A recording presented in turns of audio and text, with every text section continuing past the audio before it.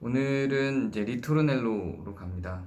리토르넬로가 실제 그 분열 분석을 하는 과정에서는 막 중요하지는 않아요.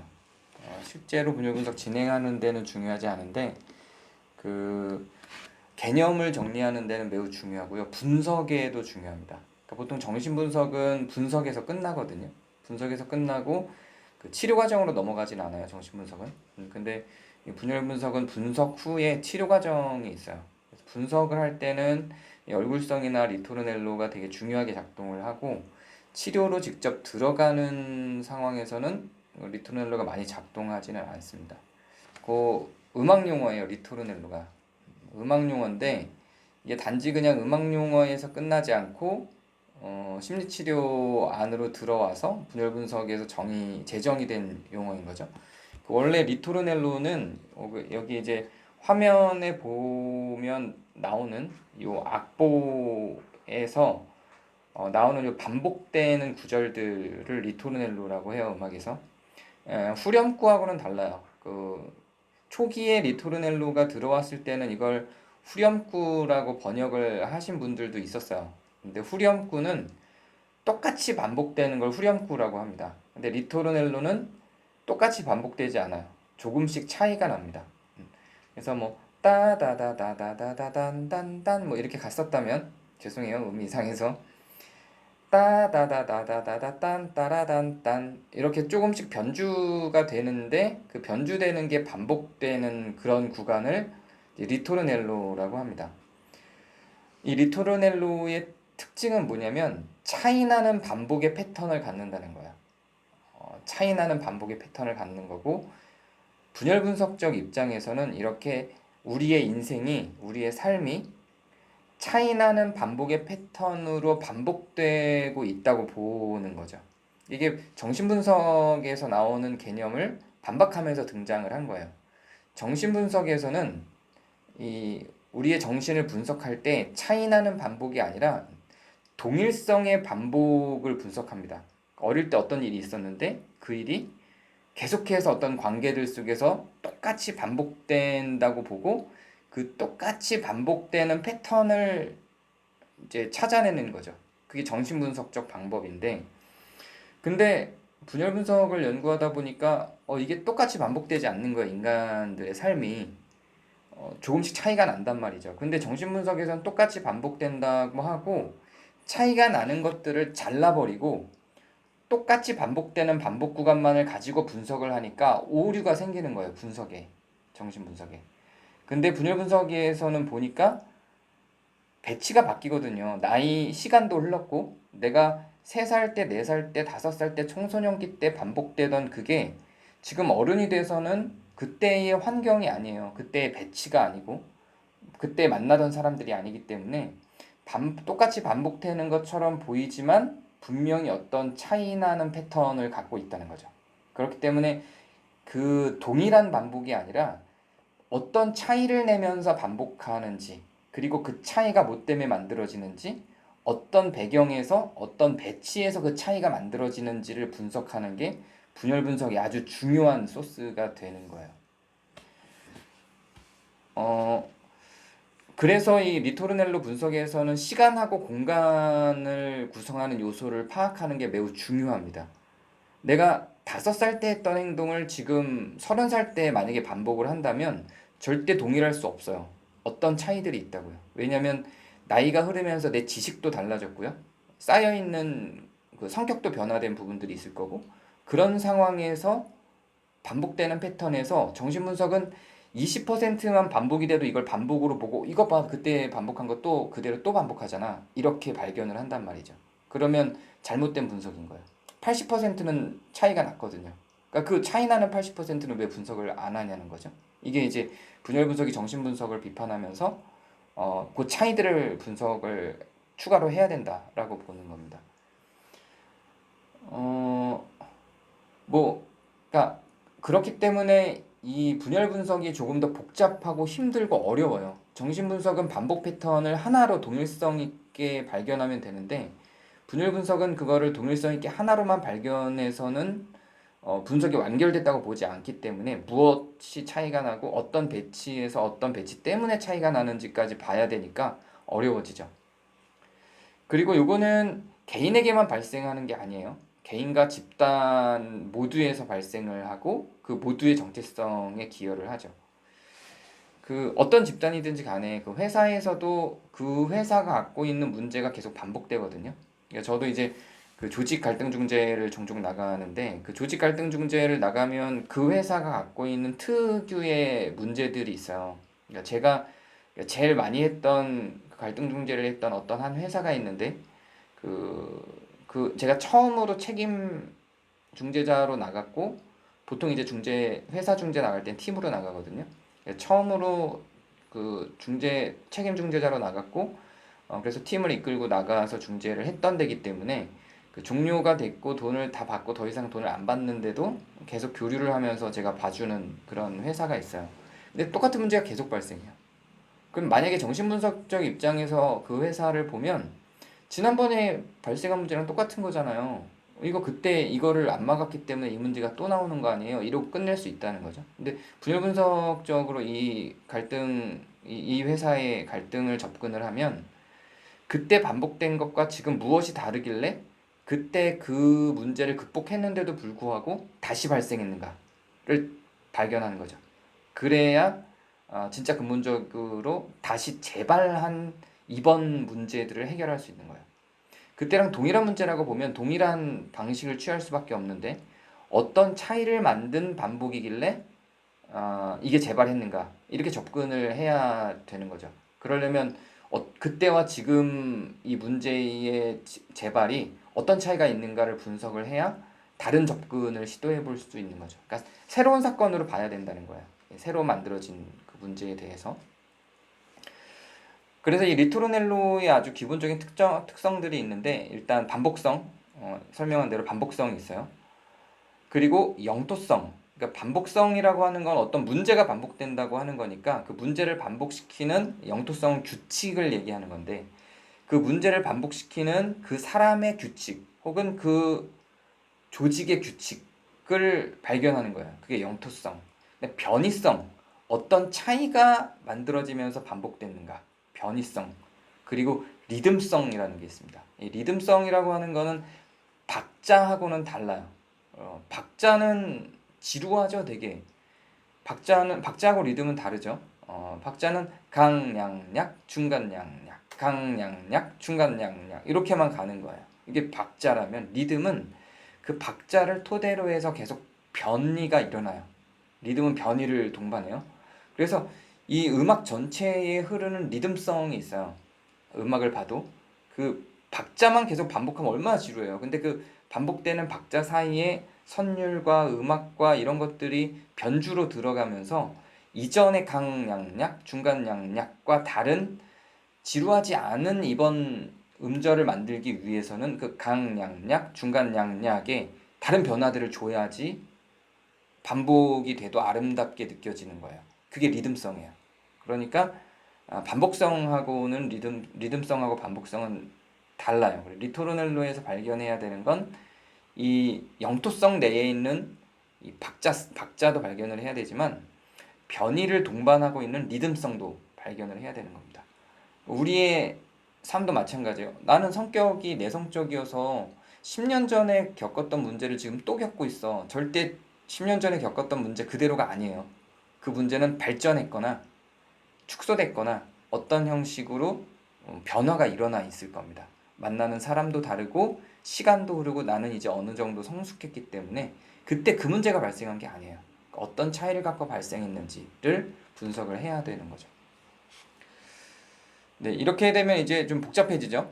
그 정신분석은 그 무의식의 의식화가 치료라고 보기 때문에 몰랐던 것들을 발견하는 것만으로도 치료가 된다고 보는 입장이에요. 물론 분열 분석도 그런 측면을 무시하진 않아요. 그래서 이거 내가 7살 때 반복했던 문제가 지금 성인이 됐는데 또 반복하는구나. 이것만 발견해도 뭔가 치료된 것 같아요. 그리고 실제로 정서적으로 그걸 발견하고 나에 대해서 안 것만으로도 상당히 많은 변화를 갖고 와요. 이제는 눈에 보이니까요. 그 반복이.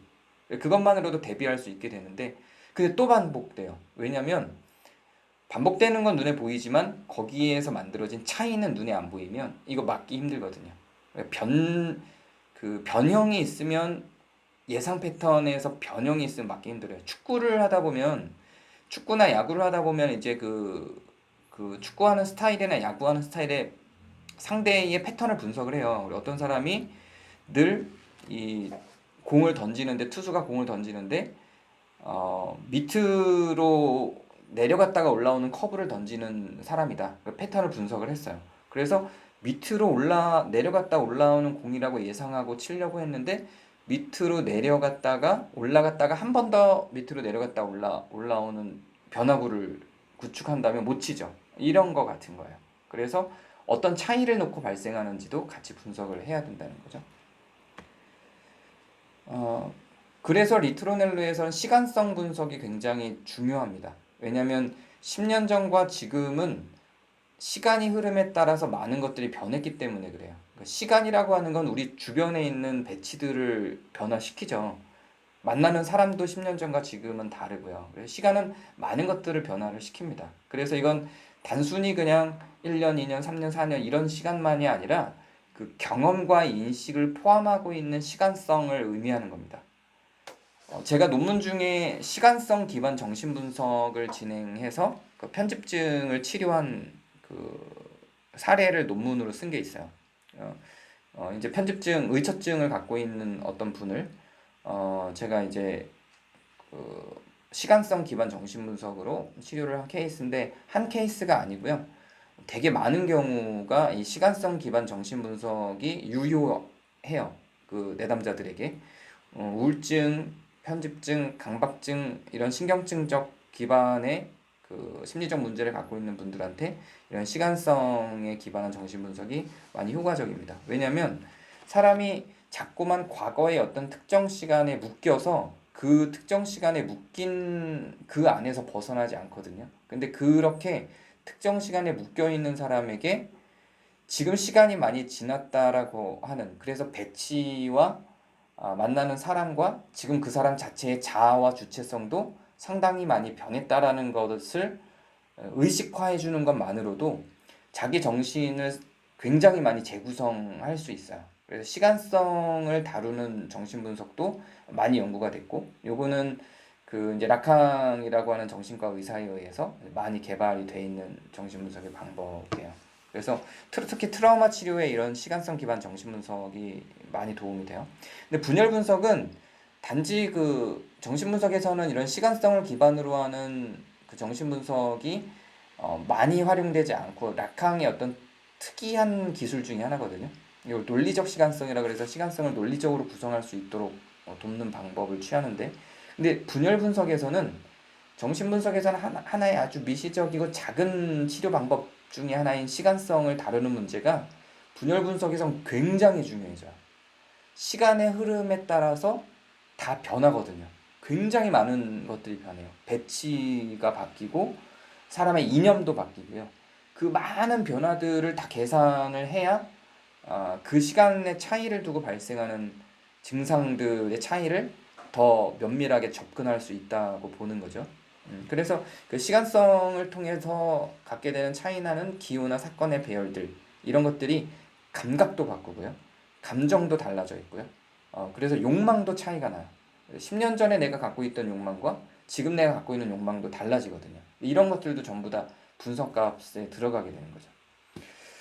그런 리토르넬로를 기반으로 한 시간성에 대한 이해, 그리고 여기에 어떤 종류의 리토르넬로들이 들어가는지에 대해서 이 책에서 그 어린이가 밤에 무서워서 콧노래를 부르는 예시를 들어요. 이게 이 리토르넬로를 이해하기에 아주 괜찮은 예시여서 갖고 왔는데, 이제 무서워서 이렇게 밤길을 걷는 어린이가 이제 밤이니까 무섭겠죠. 근데 이렇게 무서운 어린이가 기본적으로 정서가 만들어지겠죠. 정동이, 감정이 만들어질 거예요.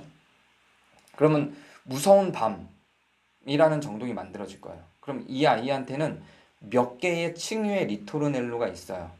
배치적으로 보면 어둡고 골목에 아무도 없는 그런 밤. 그런 배치 속에서 이 아이의 주된 정서는 공포. 그러면 이거를 극복하기 위해서 얘는 콧노래를 부르죠. 이런 거 누구나 경험 한 번씩은 있죠. 콧노래를 부르기도 하고 어떤 경우에는 뭐 이제 개그 프로에서도 이런 게 많이 나왔는데 사실은 아무도 없는데 야 다 나와봐 뭐 내가 다 이겨줄게 나와 어디 숨었어 막 이런 혼자 그냥 막 외쳐보는 거예요. 그걸로 공포감을 이기려고 하죠. 이때 콧노래 다 나와봐라고 외치는 이거 하나가 또 하나의 그때 만들어져 있는 환경의 하나의 정서적 층위를 하나 더 만들어내는 거예요. 이게 리토르넬로 하나가 더 추가가 되는 거죠. 그래서 차이를 하나 반복시켜 주는 거예요. 그래서 그때에 만들어지는 공포적 그 선율, 공포적 음률, 공포적 배치들을 하나의 콧노래를 추가시킴으로 안정감을 어느 정도 확보하는 역할을 해주는 거예요. 이게 굉장히 많은 걸 시사해요. 단지 콧노래가 들어갔을 뿐이에요. 그리고 다 나와봐 라고 하는 외치는 외침 하나가 들어갔을 뿐인데 실제로 공포감이 상당히 많이 다운되죠. 완전히 없어지지는 않더라도 상당히 많이 다운되죠. 이런 경험들 있지 않나요? 단지 하나의 변화를 줬을 뿐이에요. 콧노래. 근데 이게 굉장히 많은 정서적 변화를 만들어서 반복되는 음률이 아니라 차이나는 음률로서의 리토르넬로를 형성하는 거예요. 이해가 좀 되죠? 이렇게 가니까. 그리고 아까 리토르넬로는 이제 개인의 리토르넬로가 있고 집단의 리토르넬로가 있다고 했는데 개인의 리토르넬로는 그 개인만 갖고 있는 어떤 고유한 리듬과 패턴이 있고요. 일상 루틴에서 일상 습관에서 형성이 되는 거고 당연하겠죠. 이게 바로 그 개인의 정체성을 형성하기도 하고 그 정체성이 리토르넬로로 나오기도 합니다. 그러니까 정체성이라고 하는 것은 변하지 않는 어떤 고유한 그 나만의 어떤 고유성이 아니에요. 우리는 한국인이라고 하는 정체성이 불변의 어떤 고유성인가요? 그렇지 않거든요. 이것도 이제 로베르타 정님은 이해를 하실 것 같아요. 그것도 있죠. 근데 만약에 제가 사우디에 있었던 적이 있는데 그 사우디에서 미국에서 태어나서 자란 한국인을 만났어요. 사람들은 자꾸 자기를 한국인들이 반가워하고 이름이 댄이었어요. 한국인들이 자기를 반가워하는데 그리고 자기를 자꾸 한국인으로 대하려고 그러는데 자기는 미국인이라는 거예요. 그 사람의 정체성은 미국인이에요. 그러니까 고유하지 않다는 거예요. 배치와 환경에 의해서 정체성은 얼마든지 바뀝니다. 정체성을 규정하는 건 어떻게 만들어지는 거냐면 차이와 동일성의 기반으로 정체성이 만들어져요. 한국인이라고 하는 정체성이 만들어지려면 이제 이 설명은 굉장히 많이 했어요, 제가. 한국인이라고 하는 정체성이 만들어지려고 하면 동일한 같은 한국인들이 존재해야 되고요. 그리고 한국인이 아닌 일본인이나 미국인 같은 외국인들이 존재를 해야 돼요. 그래야 외국인들과 차별을 갖고 나와 동일한 한국인들의 기반을 해서 한국인이라는 정체성이 형성됩니다. 온 지구에 어떤 나라도 없고 오직 한국만 있다면 한국인이라는 정체성이 아니라 그때는 이미 지구인이라는 정체성이 되는 거죠. 그래서 한국인이라는 정체성이 만들어지려면 차이나는 무엇인가가 필요한 거예요. 차이가 반복이 되면 정체성은 변합니다. 차이가 반복이 되면 차이가 확장되면 정체성은 변해요. 한국인이란 정체성 다 담기지 않죠. 거기에 또 남자와 여자라는 정체성이 한국인이란 정체성 내에서 또 구분이 돼요. 또 거기에서 지역적으로 서울에서 태어났냐, 뭐 인천에서 태어났냐 이걸로도 또 아니면 서울에서 살고 있나, 인천에서 살고 있나라도 또 정체성은 구분이 돼요. 종교적으로 내가 유교냐, 불교냐, 기독교냐, 무교냐 이걸로 또 정체성이 구분이 돼요. 차이가 나는 만큼 정체성은 계속 구분이 돼요. 자, 근데 분열 분석에서 주장하는 거는 계속해서 우리는 연속적으로 살아가면서 지속적으로 차이를 만든다는 거예요. 그럼 지속적으로 차이를 만든다면 정체성은 고정된 게 아니라 지속적으로 변한다는 이야기입니다. 이해가 되시겠죠? 되게 중요한 개념이에요. 그 분열 분석에서. 그래서 그 사람의 정체성을 분석할 때 기존에 있었던 뭐 인지치료나 그 정신분석 기반에서 정체성을 분석할 때는 고정된 정체성을 분석해요. 근데 분열 분석적인 입장에서 정체성이라고 하는 걸 분석할 때는 고정되지 않습니다. 정체성을 변화시킬 수도 있어요. 차이를 계속 줘서 그 사람의 정체성을 변화시킬 수도 있는 겁니다. 집단의 리토르넬로는 사회적 규범, 그 집단이 갖고 있는 사회적 규범이나 관습하고 굉장히 밀접한 관계가 있죠. 그리고 그 집단이 갖고 있는 공동체적인 리듬이나 그 집단이 갖고 있는 시간 구조하고도 매우 큰 영향이 있어요. 자, 우리가 왜 대한민국이 언제부터 출발했는가를 놓고 엄청 많이 싸우죠. 그 역사학자들이. 대한민국의 출범이 1945년부터냐, 그 이전 임시정부부터냐, 이거 갖고 굉장히 싸우죠. 이게 공동체적 시간의 구조화를 하는 거예요. 조선의 시작이 언제였냐? 아니면 한국의 시작이 우리는 시작을 어디로 많이들 두고 싶어 하죠? 고조선으로 두고 싶어 하죠. 근데 우리의 시작을 1945년으로 두고 싶어 하는 사람도 있고요. 조선으로 두고 싶어 하는 사람도 있어요. 이렇게 시간의 구조에 따라서 그 공동체적 정체성과 그 공동체적 정체성에 따라서 그 공동체의 리듬도 달라지는 겁니다. 그래서 이런 차이들을 통해서 집단 정체성도 강화되기도 하고 약화되기도 하고 재구성이 되기도 해요. 그래서 이 집단 속에 있는 리토르넬로, 어떤 변화들과 어떤 차이가 반복되고 있는지를 보는 집단의 리토르넬로를 보는 것도 매우 중요하죠. 또 주술적 리토르넬로라고 하는 개념이 있는데요. 이 주술적 리토르넬로라고 하는 거는 주술적 용어로서 그 개인이나 집단의 세계를 통제하기 위한 리토르넬로, 차이의 반복을 구성하려고 하는 시도를 주술적 리토르넬로라고 해요. 그러니까 이 주술적 리토르넬로는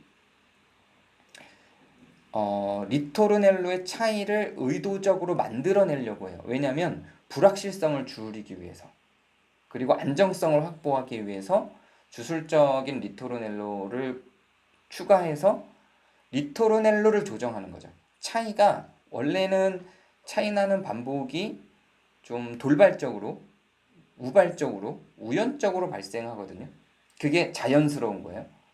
차이라고 하는 건 우연적, 우발적, 나도 모르게 발생하는 게 우리의 삶이에요. 우리는 계획적으로 차이를 만들 능력이 사실 인간에게는 없어요. 근데 주술적 리토르넬로라고 하는 건 그걸 의도적으로 집어넣어 주는 거예요. 예를 들면 아까 어린이에 의해서 공포감을 이기기 위해서 의도적으로 리토르넬로, 차이를 콧노래를 통해서 추가해 주는 것처럼, 그렇게 리토르넬로의 차이를 우발적으로 발생시키지 않고 의도적으로 주술적으로 넣어주는 것들을 이제 주술적 리토르넬로라고 합니다. 부정적으로 쓰인 것 같지만 이거는 치료적으로 활용되기도 하고요. 여기서 표현할 때는 좀 부정적인 표현이 들어가 있어요. 주체화 과정에도 이 리토르넬로가 작동을 하는데요. 결국 주체화라고 하는 건 내가 누구인지를 내가 아는 것, 나를 사람들 앞에 표현하는 것, 나의 본질이 무엇인가에 대한 고민, 이런 것들은 그 이전에는, 락항 이전까지는 어떤 고유성이나 각자성으로 이제 불변의 것으로 있는 구조라고 했죠. 근데 락항 이후로 이제 이 주체라고 하는 개념이 상징계에 의해서, 환경에 의해서 영향받은 것으로 개념화하면서 분열 분석에서는 아예 이 주체라는 개념을 락항의 주장보다도 더 나아가서 유동적이고 수시로 생성될 수 있는 것으로, 이제 환경에 의해서 생산이 지속적으로 만들어질 수 있는 것으로 그렇게 이야기를 했죠. 그래서 이 주체화라고 하는 건 그 리토르넬로적인 배경 속에서 자아, 역할, 애착 문제, 애착 관계, 애정, 인격, 이런 것들의 귀속 감정을 구성하면서 영토화, 즉 규칙과 규정을 내 안에 내면화하면서 만드는 거예요. 주체화를. 이해가 좀 안 될 수 있죠. 용어들이 어려워서. 제가 다시 이제 본문만 가져오려다 보니까 다시 좀 정리를 해주면, 주체화는 어떻게 만들어지냐면 귀속 감정으로 만들어지는 거예요. 그러니까 내가 어디에 소속됐는지에 대한, 내가 따르고 싶어하는 소속감에 대한 그런 그 감정을 귀속 감정이라고 해요. 주로 이 귀속 감정을 갖게 만드는 대표적인 게 애국심이겠죠. 그리고 종교에 대한 어떤 그 감정들, 이런 것들이 다 귀속 감정들이에요. 이제 분열 분석을 배우시다 보면 분열 분석에도 어느 정도의 귀속 감정들이 생기겠죠. 그래서 특히 정신 분석 하시는 분들은 이제 분열 분석 되게 경계하거든요. 분열 분석을 그러니까 정신 분석을 분열 분석이 비판하니까요. 그러니까 분열 분석에 대해서 문제를 지적을 하죠. 근데 분열 분석의 그런 문제들을 지적을 하기 때문에 분열 분석을 배우는 사람들은 더 똘똘 뭉치는 경향이 있어요. 네, 그게 귀속 감정을 만들어요. 그리고 그거를 내면화하죠. 그러면서 개체화가 되는 거예요. 개체화하고 분화는 많이 달라요.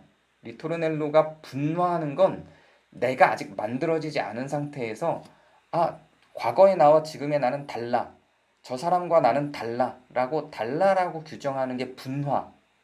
달라라고 규정하는 정도가 아니라 그 다름을 기준으로 나를 구성하는 게 개체화예요.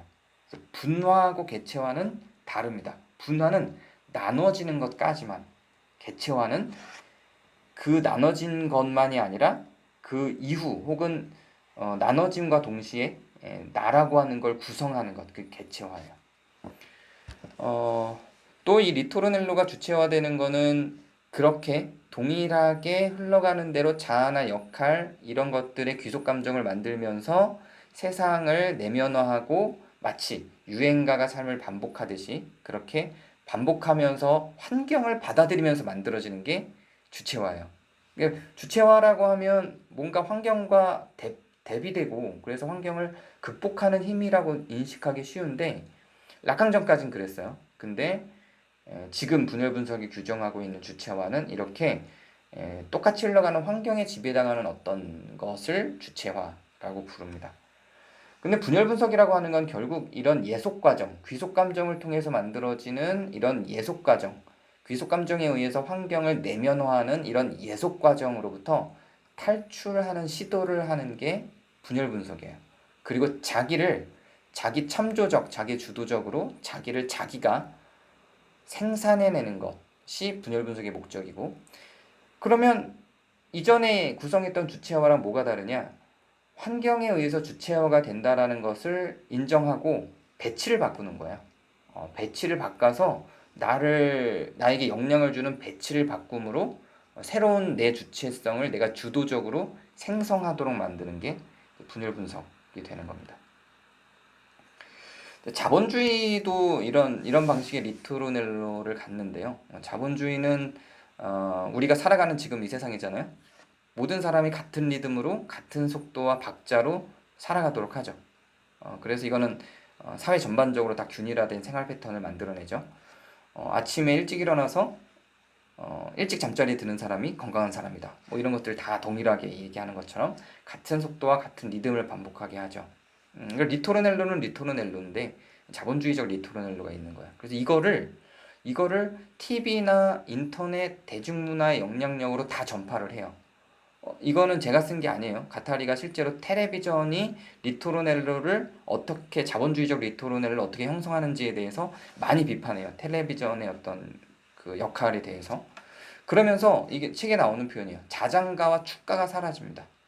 다 동일하게 반복하기 위해서 자장가와 축가가 사라져요. 자장가와 축가를 통해서 우리가 누리던 그런 정서적인 교감들이 있는데 그런 것들이 사라지죠. 더 중요한 건 이런 리토르넬로로 만들어지는 이런 공명, 이런 전달, 리토르넬로적인 체계 이런 것들은 전부 다 어른들의 준거로 공명을 시켜요. 어른들의 준거로 전달합니다. 아이들에게 일찍 자야 돼. 누구의 기준으로? 어른의 기준으로. 어떠해야 돼? 뭘 반복해야 돼? 뭘 동일하게 해야 돼? 뭘 다른 사람들과 똑같이 해야 돼? 이걸 뭘 기준으로? 어른들의 준거로 이렇게 한다는 거야. 이게 아이들 때부터 어른들의 준거로 이걸 하다 보니까 아이들은 당연히 그냥 그렇게 해야 되는 줄 알고 반복하면서 이 리토널 속으로 들어가는 거죠. 차이를 만들지 못하고. 그러면서 반복되는 일상이 생기고 차이 없는 반복이 이제 규칙적인 생활 패턴이 되고 이렇게 하니까 생산성이 높아져요. 자본화가 되죠. 이렇게 반복하는 게 돈을 만들어요. 생산성을 만들어요. 그래서 다 점점 더 이렇게 하는 거죠.